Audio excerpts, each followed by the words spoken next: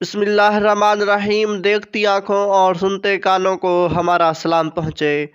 Video کو مکمل دیکھیے گا کہ کس طرح ہمارے شیر دل نوجوانوں نے سرنگ کھود کر اپنے آپ کو آزاد کروایا تھا۔ میجر طارق پرویز جو اپنے کزن اور 3 دیگر افسران کے ساتھ انڈین قید سے فرار ہونے میں کامیاب ہوئے۔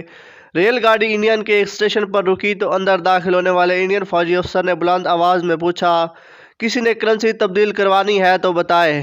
اس ڈبے میں موجود پاکستانی فوج کے کئی افسران نے اپنی جیبیں ٹٹولی اور جو پیسے تھے وہ انڈین فوجی کے ہاتھوں میں ان کی کرنسی میں تبدیل کروا دیے۔ یہ ٹرین اس وقت مشرقی پاکستان کے ساتھ انڈین سرحدی علاقے بینگان سے انڈین ریاست اتر پردیش جا رہی تھی۔ ٹرین میں پاکستانی فوج کے ایک افسر میجر طارق پرویز بھی شامل تھے۔ میجر طارق پرویز نے رقم لی اور اسے اپنی قمیض کے مختلف حصوں میں چھپا لیا۔ ان کے کئی ساتھی فوجی افسر کھانے پینے کے اشیاء خرید رہے تھے مگر وہ اپنے ذہن میں کوئی اور ہی منصوبہ بن رہے تھے۔ یہ 1971 کا دسمبر تھا اور پاکستان نے کچھ دن پہلے ہی انڈیا کے خلاف ہتھیار ڈالنے کے معاہدے پر دستخط کیے تھے، جس کے بعد اس وقت دنیا کی سب سے نئی ریاست بنگلہ دیش وجود میں آئی تھی۔ اس کیس کے بعد پاکستان کے ہزاروں فوجی جنگی قیدی قرار دیے گئے، جن میں سے ماں سوائے چند خوش قسمت فوجیوں کے باقی تمام نے اگلے کئی سال انڈیا کے مختلف فوجی کیمپوں میں زیر حراست گزارے۔ شکست کے بعد فوجیوں کی فتح گڑھ منتقلی۔ انڈین فوج کے سامنے ہتھیار ڈالنے کے بعد پاکستانی فوج کے اہلکاروں کو بطور جنگی قیدی مختلف کیمپس میں بھیجنے کا مرحلہ کا آغاز ہو گیا تھا۔ چونکہ بنگلہ دیش میں فسادات اور پاکستانی فوجیوں پر حملہ کا خطرہ تھا اور ایسے انتظامات بھی نہیں جہاں طویل مدت کے لیے اتنی بڑی تعداد میں فوجی اہلکاروں کو رکھا جا سکے، اس لیے ان فوجیوں کو انڈیا منتقل کرنے کا فیصلہ کیا گیا۔ میجر طارق پرویز اور ان کے کزن میجر نادر پرویز سمیت سینکڑوں افسران اور سپاہی اس ٹرین پر سوار تھے جو مختلف علاقوں سے ہوتی ہوئی بالآخر انڈیا کی ریاست اتر پردیش کی فوجی چھاؤنی فتح گڑھ پہنچی۔ یہاں جنگی قیدیوں کے لیے بنے ایک کیمپ میں ان افسران اور سپاہیوں نے اگلے 2.25 سال گزارنے تھے۔ قید سے فرار کے منصوبے تو اسی وقت بننے شروع ہو گئے تھے جب ہتھیار ڈالنے کی خبریں چھاؤنیوں سے ہوتی ہوئی اگلے مورچوں تک پہنچی تھیں۔ کئی فوجیوں نے فرار کی کوشش بھی کی مگر کامیاب نہ ہو سکے۔ خیال رہے کہ بین الاقوامی قوانین کے مطابق ہر جنگی قیدی کو یہ حق حاصل ہے کہ وہ دشمن کی قید سے فرار کی کوشش کرے اور ایسا کرتے ہوئے پکڑے جانے پر اسے سزا نہیں دی جا سکتی۔ میجر طارق پرویز اور ان کے ساتھی اسی طاق میں رہے کہ کہیں کسی انڈین فوجی سے کوئی چوک ہو اور وہ موقع ملتے ہی ٹرین سے بھاگ جائے، مگر مجال ہے جو کوئی انڈین فوجی ٹس سے مس ہوا ہو۔ میجر طارق پرویز اور ان کے ہمراہ قیدیوں کو فتح گڑھ چھاؤنی کے کیمپ نمبر 45 میں رکھا گیا۔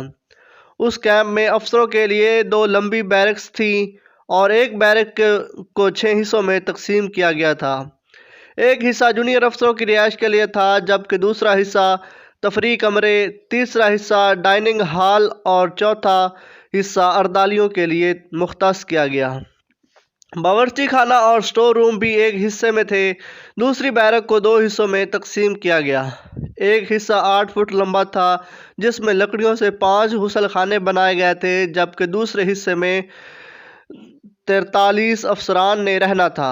ان عارضی غسل خانوں کے ساتھ ایک گہری خندق والا بیت الخلاء بھی بنایا گیا تھا۔ یہی وہ بیرک تھی جہاں میجر طارق پرویز قید ہوئے اور یہی وہ غسل خانے تھے جہاں سے فرار کا منصوبہ شروع ہوا۔ فرار کا منصوبہ کیسے بنا؟ میجر طارق پرویز بعد ازاں پاکستانی فوج میں لیفٹیننٹ جنرل کے عہدے تک پہنچے۔ طارق پرویز نے بتایا کہ فرار کے لیے تیار پاکستانی فوجی افسروں نے پہلے تو کپڑوں کا ایک جوڑا چھپایا، پھر کرنسی چھپائی گئی۔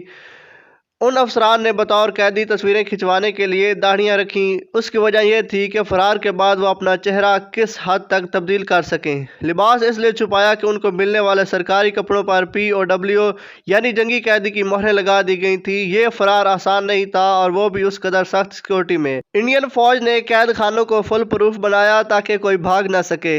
کیمپ میں خاردار تاروں کی 5 قطاریں تھیں۔ 50 گز کے فاصلے پر واچ ٹاور بنے تھے اور ہر ایک پر سرچ لائٹ تھی جبکہ ہر 20 گز پر ایک ٹیوب لائٹ تھی۔ حراست میں رہنے کے چند دن بعد ہی دونوں کزن میجر طارق پرویز اور میجر نادر پرویز نے کچھ اور افسروں کو بھی اپنے ساتھ ملا لیا اور اب بھاگنے کا باقاعدہ منصوبہ تیار ہوا۔ फैसला हुआ कि और तो कोई रास्ता नहीं, क्यों न एक सुरंग खोदी जाए। सुरंग खोदने के लिए गुसल खानों की कतार में आखिरी गुसल खाने का इंतखाब हुआ। ये गुसल खाना कैंप के बाहर की दीवार के करीब तरीन था और यहाँ एक कोने में बल्ब की रोशनी नहीं पहुँचती थी। यही सुरंग खोदी जानी थी। सुरंग खोदी कैसे जाएगी, ये मसला भी जल्द ही हल हो गया। Lieutenant general retired Tariq Parvez बताते हैं कि सुरंग खोदने के लिए कमरे में कपड़े लटकाने के लिए लगी सरिये की एक कुंडी इस्तेमाल करने का फैसला हुआ, मगर गुसल खाने का फर्श पक्का था और तोड़ते तो शोर होता। इंडियन फौजी 24 घंटे सर पर खड़े रहते थे, लेकिन इसका हल भी निकाल लिया गया। फतेहगढ़ छावनी राजपूत रेजिमेंट का ट्रेनिंग सेंटर था। यहाँ कैंप के साथ ही फायरिंग रेंज थी, जहाँ इंडियन सिपाही राइफल फायरिंग की मशक करते थे। उनकी मशक के औकात का नोट किए गए। तारिक परवेज बताते हैं, पहला हथियार जो सुरंग के लिए इस्तेमाल हुआ वो कुंडी थी। वो फायर करते, उधर ठक ठक से सरिये से ज़रब लगाता, वहाँ फायर होता, यहाँ ठक ठक। ऐसा करते करते हमने फर्श तोड़ दिया। ऐसा करते करते सुरंग का सुराग तो बन गया, मगर अब मुश्किल ये थी कि इसे छुपाया कैसे जाए। एक बार फिर कैदी अफसरों की खुफिया कॉन्फ्रेंस हुई। खुशकिस्मती से उन्हीं अफसरान में से एक पाकिस्तान के इंजीनियर्स कोर के अफसर मेजर रिजवान भी थे। उन्हें इस मंसूबे में शामिल किया गया और कहा गया कि वो एक ऐसा ढक्कन बनाए जिससे सुराग छुप जाए और तलाशी के दौरान ये पता न चले कि ये फर्श यहाँ से उखड़ा हुआ है। मेजर रिजवान की मदद से लोहे की 4 पाइयों में से तारे निकाल कर मेन होल कोर बन गया और अब वहीं बावर्ची खाने से एक बड़ी छड़ी चुराई गई और यूं एक छड़ी से सुरंग खोदने का काम शुरू हुआ। छावनी के साथ ही दरिया था तो ज़मीन कदरे नरम थी। तारिक परवेज बहुत फ़ख्र से बताते हैं कि एक किचन की छुरी थी और हमने पूरा टनल बना दिया। अगर अगला मरहला था कि खुदाई से निकलने वाली मिट्टी का क्या करना है। इसके बारे में तारिक परवेज ने बताया कि उन्होंने लोटों में मिट्टी भरनी शुरू की और इसे बैतुल खला के नीचे खंदक में फेंकना शुरू कर दिया। वो बताते हैं कि सुरंग की खुदाई में शामिल अफसरान को ग्रुप्स में तकसीम किया गया। कुछ की जिम्मेदारी सुरंग खोदने की थी, कुछ का काम सिक्योरिटी और इंडियन संतरियों पर नज़र रखना था और तीसरा ग्रुप मिट्टी को ठिकाने लगाने का जिम्मेदार था।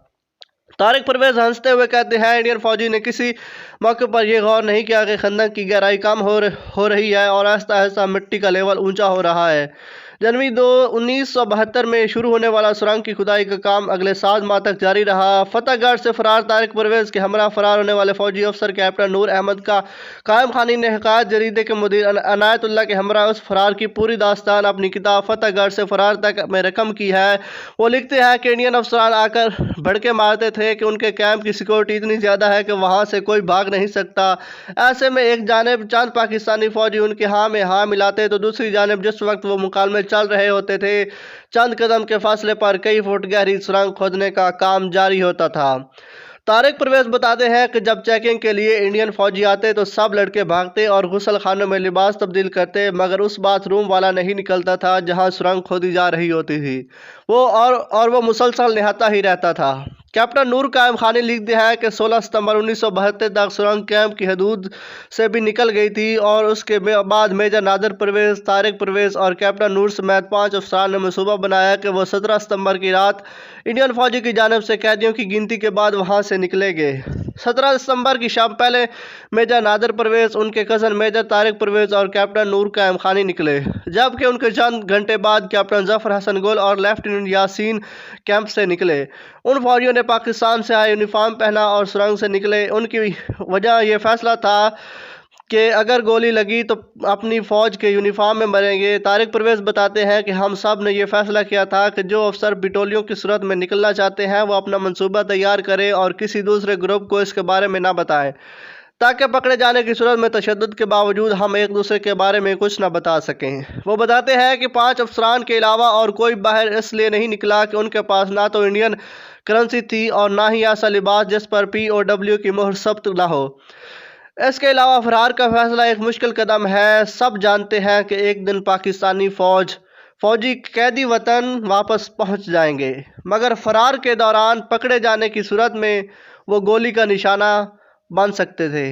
इसलिए 5 अफसरान के अलावा किसी ने ख़तरा न लिया। फरार होने वाले फौजियों में से 3 मेजर तारिक, मेजर नादिर और कैप्टन नूर अहमद खानी ने बाहर निकलकर लिबास तब्दील किया और अपनी दाढ़ी शेव की।